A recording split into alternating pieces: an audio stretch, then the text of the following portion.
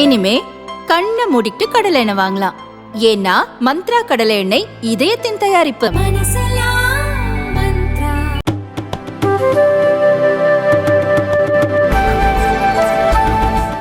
இந்து மத தலைவர்களை கொலை செய்வது தீவிரவாத செயலாகுமா என்ற கேள்வி விவாதத்திற்கு உரியது என சென்னை உயர்நீதிமன்றம் தெரிவித்துள்ளது.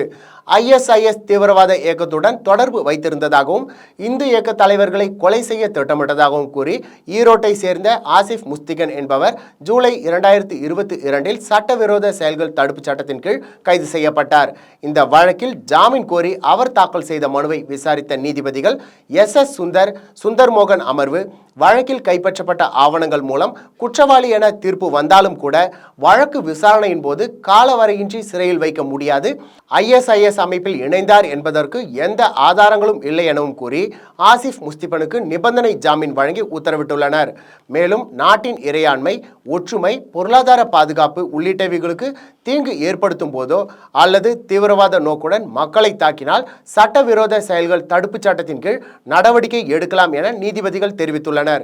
இந்து மத தலைவர்களை கொலை செய்வது சட்டவிரோத செயல்கள் தடுப்பு சட்டப்படி தீவிரவாத செயலாகுமா என்ற கேள்வி விவாதத்திற்கு உரியது எனவும் நீதிபதிகள் தீர்ப்பில் குறிப்பிட்டுள்ளனர். இதேபோல தீவிரவாத நடவடிக்கைகளை மேற்கொள்ள ஆயுத பயிற்சி வழங்கியதாக PFI அமைப்பை சேர்ந்த உமர் ஷெரீப், முகமது சிக்கம் ஆகியோர் ஜாமீன் கோரி தாக்கல் செய்த மனுக்களை விசாரித்த நீதிபதிகள் இருவருக்கு எதிரான குற்றச்சாட்டுகளுக்கு ஆதாரங்கள் இல்லை, இதே வழக்கில் கைது செய்யப்பட்ட 8 பேருக்கு ஏற்கனவே ஜாமீன் வழங்கப்பட்டுள்ளது என கூறி இருவருக்கும் நிபந்தனை ஜாமீன் வழங்கி உத்தரவிட்டனர்.